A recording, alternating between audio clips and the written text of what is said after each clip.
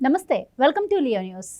ఆంధ్రప్రదేశ్లో కొత్త ప్రభుత్వం కొలువుదీరింది. మరి రేపు మాపు అసెంబ్లీ సమావేశాలు కూడా ప్రారంభం కానున్నాయి. ఈ నేపథ్యంలోనే మరి అక్కడ ఉత్కంఠ పరిస్థితులు అయితే నెలకొన్నాయి. మరి ఈసారి మాజీ సీఎం జగన్మోహన్ రెడ్డికి ప్రతిపక్ష హోదా కూడా దక్కని పరిస్థితి. మరి ఈ నేపథ్యంలో ఆయన అసెంబ్లీకి వెళ్ళరా అన్న ఉత్కంఠ అయితే అందరిలోనూ నెలకొని ఉంది. మరి ఈ ప్రతిపక్ష హోదా దక్కనటువంటి పరిస్థితులు మరి గతంలో ఎప్పుడైనా ఉన్నాయా? ఉంటే అప్పటి వాళ్ళు ఏం చేశారు? ఇలాంటి విషయాలన్నీ కూడా తెలుసుకునే ప్రయత్నం అయితే చేద్దాం. మనతో ఉన్నారు సీనియర్ పొలిటికల్ జర్నలిస్ట్ సత్యమూర్తి గారు. నమస్కారం సార్. నమస్కారం అండి. ఈసారి మాజీ సీఎం జగన్మోహన్ రెడ్డి అసెంబ్లీకి వెళ్ళరా అన్న ఉత్కంఠ అయితే అందరిలోనూ నెలకొని ఉంది సార్. ఇప్పుడు నేను అన్నట్టు గతంలో ఇట్లా ప్రతిపక్ష హోదా దక్కని పార్టీలు ఏమైనా ఉన్నాయా? ఉంటే వాళ్ళు ఏం చేసేవాళ్ళు అప్పట్లో? ఏం చెప్తారు మీరు? అంటే ఇదివరకు ఒకసారి అంటే ఉమ్మడి ఆంధ్రప్రదేశ్లో ఒకసారి కాంగ్రెస్ పార్టీకి ప్రతిపక్ష హోదా కూడా దక్కలేదు. ఆ పరిస్థితి వచ్చింది కాంగ్రెస్ పార్టీకి. వచ్చినప్పుడు పి జనార్దన్ రెడ్డి కాంగ్రెస్ పార్టీ శాసనసభాపక్ష నాయకుడిగా ఎన్నుకున్నారు. కాకపోతే ప్రతిపక్ష ఇది లేదు. లేకపోతే అప్పుడు ఏం చెప్పారు అంటే, మీకు ప్రతిపక్ష హోదా అయితే మామూలుగా అయితే రాదు, మీరు రిక్వెస్ట్ పెట్టుకోండి, స్పీకర్ని రిక్వెస్ట్ పెట్టుకోండి, మీరు అడిగితే స్పీకర్ కన్సిడర్ చేయటానికి అవకాశం ఉంటుంది అని సలహా ఇచ్చారు. సలహా ఇచ్చినప్పుడు కాంగ్రెస్ పార్టీలో తర్జన భర్జన జరిగింది. మేము అడగాల వద్దా, అడిగితే పరువు పోతుందా, మేము స్పీకరు దయాదాక్షిణ్యాల మీద ఇది తీసుకోవాల్సిన అవసరం ఉందా అని రకరకాలుగా తర్జన భర్జన పడ్డారు. పడ్డ తర్వాత స్పీకర్గా అప్పుడు యనమల రామకృష్ణుడు ఉండేవాళ్ళు. ఆయన ఇదంతా అయిన తర్వాత కాంగ్రెస్ పార్టీలో ఈ డిస్కషన్స్ అన్నీ జరిగిన తర్వాత యనమల రామకృష్ణుడు ఏం చేశాడంటే, సరే వాళ్ళు అడగకపోయినా అదే కదా ప్రతిపక్షం, ఉండండి తీసుకోండి అని చెప్పి ఆయన చాలా ఉదారంగా వ్యవహరించి ప్రతిపక్ష హోదా ఇవ్వలేదు, కానీ ఆయనకి ఆ రికగ్నేషన్ ఇచ్చారు. ఇది గతంలో జరిగింది.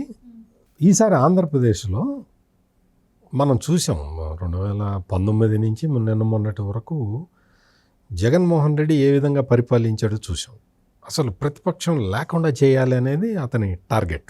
ఆ క్యాలిక్యులేషన్ తోటే తెలుగుదేశం పార్టీ మీద విపరీతమైన ఒత్తిడి తీసుకొచ్చాడు. అసలు నాయకులను అయితే జైల్లో పడేయటం, రకరకాల పనులు, కేసులు, జైళ్ళు, ఇదే కదా మొత్తం. తెలుగుదేశం పోరాటం చేసిందంతా జగన్మోహన్ రెడ్డి అకృత్యాల మీదే కదా. తర్వాత జనసేనని ఏమన్నా వదిలిపెట్టాడా అంటే జనసేనని అంతకన్నా ఎక్కువ చేశాడు. పోనీ కేంద్రంలో అధికారంలో ఉన్న బీజేపీని ఏమన్నా చేశాడా? బీజేపీని కూడా వదలలేదు కదా. బీజేపీ వాళ్ళ మీద కూడా వాళ్ళందరినీ వేయటం, ఒక తనకి అనుకూలంగా ఉండే సోమవీర్రాజు, జీవీఎల్ నరసింహారావు మీద తప్ప బీజేపీ నాయకులందరి మీద కూడా జగన్మోహన్ రెడ్డి అదే తరహాలో ప్రవర్తించాడు. అంటే నేను ఇవన్నీ ఎందుకు చెప్తున్నానంటే, జగన్మోహన్ రెడ్డికి కనీసం అయ్యా నువ్వు లెటర్ రాయి, మేము స్పీకర్కి చెప్తాము అని మధ్యవర్తిత్వం జరిపే పార్టీ కూడా ఆంధ్రప్రదేశ్లో ఎక్కడా లేదు.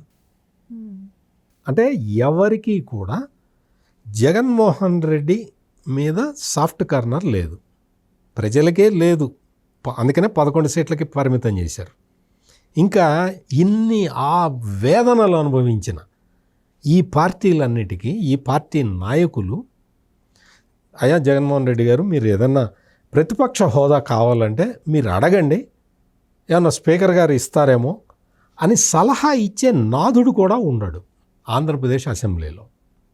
పైగా జగన్మోహన్ రెడ్డికి ఏంటి అంటే, ఇంతకాలం కొన్ని లక్షల కోట్లు ఉన్నాయి కదమ్మా, డబ్బులు ఉన్నాయి, విపరీతమైన నిన్న మొన్నటి వరకు చాలా పవర్ ఉంది ఆయన దగ్గర, అసలు విశృంఖలమైన పవర్ ఉంది, విచ్చలవిడిగా డబ్బులు ఉన్నాయి, పోలీసు వ్యవస్థ అంతా కూడా జగన్మోహన్ రెడ్డికి అనుకూలంగానే పనిచేసింది. ఇంకా తిరిగే ఉంది. అటువంటి తిరుగులేని ఆధిపత్యాన్ని ప్రదర్శించిన జగన్మోహన్ రెడ్డి ఈ రోజున అడుక్కోవాల్సిన పరిస్థితికి వచ్చాడు.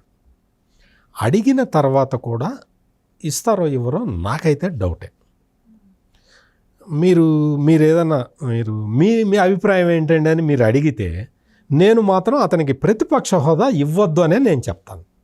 ఎందుకు అంటే 18-19 సీట్లు వస్తేనే ప్రతిపక్ష హోదా ఇవ్వాలి.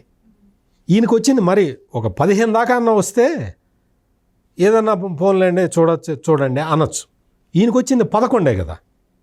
అందువల్ల ఈయనకి ప్రతిపక్ష హోదా కూడా ఇవ్వద్దు అనే అందరూ చెప్తారు. ఇంకొక విషయం ఏంటంటే అసలు ఈయన అసెంబ్లీలో ఇప్పుడు ప్రమాణ స్వీకారం చేయాలి ఎమ్మెల్యేగా.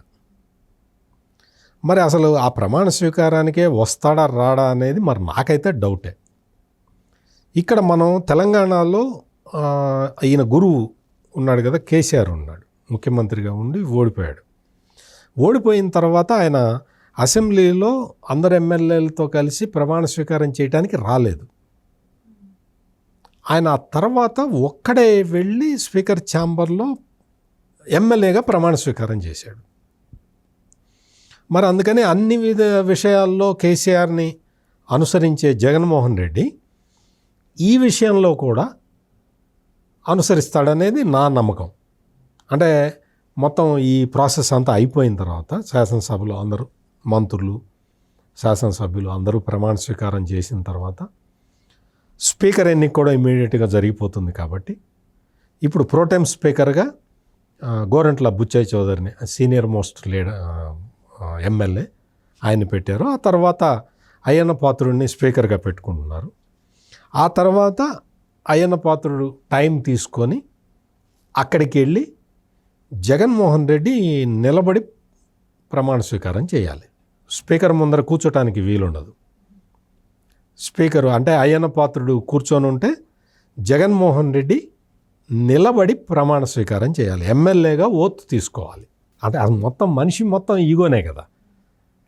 మొత్తం ఇంత ధనబలం, ఇంత అధికార బలం ఉన్న ఓటమిని అంగీకరించలేదు కదా. ప్రజల తీర్పును, ప్రజలనే తప్పుపట్టిన వ్యక్తి రేపొద్దున వెళ్ళి అసెంబ్లీకి వెళ్ళి అందరి ముందర ప్రమాణ స్వీకారం చేస్తాడని నేనైతే అనుకోను.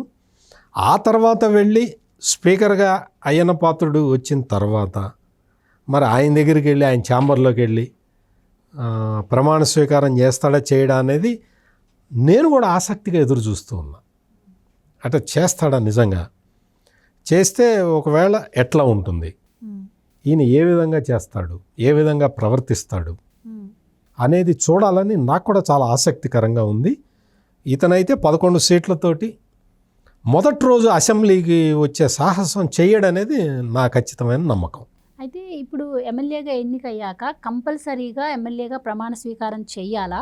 ఇప్పుడు మీరు అన్నారు ఆయన గురువు గారు ప్రమాణ స్వీకారం నెక్స్ట్ డే వెళ్ళి ఓన్లీ స్పీకర్ గారి సమక్షంలో చేశారు అని. ఈయన అలా చేయొచ్చా, చేయకుండా ఉండే ఆస్కారం కూడా ఉందా? ఒకవేళ చేసినా మరి ఆయన గురువు ఇప్పటివరకు కూడా అసెంబ్లీకి వెళ్ళలేదు. ఎందుకంటే మరి రేవంత్ రెడ్డి గారిని ఎన్ని మాటలు అన్నారో మనం అందరం విన్నాం, మోహన్ చెల్లకి వెళ్ళలేదని విన్నాము. సో మరి ఈయన కూడా మరి గతంలో చంద్రబాబు గారిని కావచ్చు చాలా మాట్లాడిన సందర్భాలు ఉన్నాయి. మరి ఈయన మాత్రం అసెంబ్లీకి వెళ్తాడా? ఏం చెప్తారు? ఇది అంటే వాళ్ళ గురువు కేసీఆర్ కూడా వెళ్ళి ఆ తర్వాత పక్క డోర్ నుంచి వెళ్ళి ప్రమాణ స్వీకారం చేశాడు. ఎమ్మెల్యేగా ప్రమాణ స్వీకారం చెయ్యాలి, అది కంపల్సరీగా చేయాలి. లేకపోతే ఎన్నిక చెల్లుబాటు కాదు. స్పీకర్ ముందర ప్రమాణ స్వీకారం చేయాలి. అది మరి చట్టబద్ధంగా చేయాల్సిన పని. అది చేయకపోతే ఎమ్మెల్యేగానే డిస్క్వాలిఫై అయిపోతాడు. అందుకని కంపల్సరీగా చేస్తాడు. కాకపోతే ఎట్లా చేస్తాడు?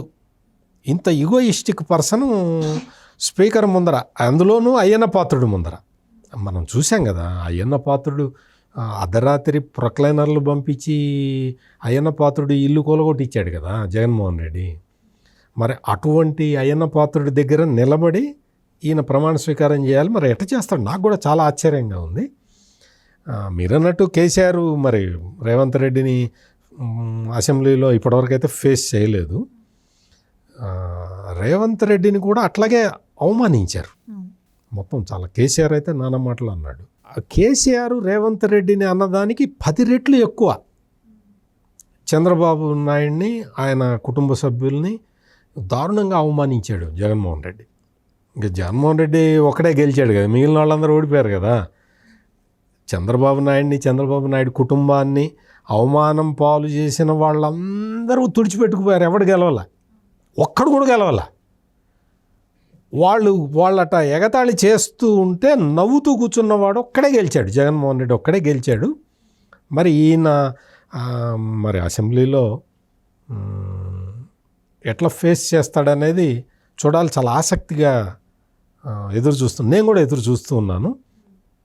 ఈయన అసలు అసెంబ్లీకి రాడనే చాలామంది అంటున్నారు, కానీ అసెంబ్లీ రాకుండా ఎక్కడే పోతాడు, ఎక్కడ తిరుగుతాడు. ఓదార్పు యాత్ర అది చేస్తా ఉంటుంది కదా, మళ్ళీ ఓదార్పుకి ఏమన్నా వెళ్తాడేమో అని చెప్పి అందరూ అనుకుంటున్నారు సార్. ఓదార్పు యాత్ర అంటే ఇప్పుడు మళ్ళీ కేసులు అవి కూడా వస్తున్నాయి కదమ్మా, చాలా కేసులు వచ్చేసినాయి. ఇప్పుడు మళ్ళీ day to day trial start అయిపోతున్నది కదా. బహుశా అది స్టార్ట్ అయిపోతుందని ముందరే తెలుసు కాబట్టి కోర్టుకి ఏదో ఒకటి చెప్పాలి కదా. నేను ఓదార్పు యాత్ర వెళ్తున్నాను, అందుకని కోర్టుకు రావడానికి వీలు ఉండదు, నాకు ఎగ్జామ్షన్ ఇవ్వండి అని అడగటానికి అన్న ఓదార్పు యాత్రని ముందరే ప్లాన్ చేసుకొని చెప్పినట్టుగా నాకైతే అనిపిస్తున్నది. ఏదేమైనా కానీ నేను ఓదార్పు యాత్ర చేసుకుంటూ తిరుగుతాను, ఊళ్ళెమ్మడి తిరుగుతాను, కోర్టుకు రాను అంటే కోర్టు కూడా ఒప్పుకునే పరిస్థితి ఉండదు. అందువల్ల ఇతను అనుకున్నట్టు ఓదార్పు యాత్ర కూడా చెయ్యలేడు, కోర్టుకు కంపల్సరీగా రావాల్సి ఉంటుంది. అందుకని ఇప్పుడు ఇంతలో ఏంటి అంటే, అయ్యా నేను అసెంబ్లీ ఎమ్మెల్యేని కదా, నేను అసెంబ్లీ సెషన్స్లో పార్టిసిపేట్ చేయాలి, నాకు ఎగ్జామ్షన్ ఇవ్వండి అని కోర్టుని అడగటం కొంచెం బెటర్, కొంచెం గౌరవప్రదంగా ఉంటుంది. Right sir, thank you so much. నమస్కారం.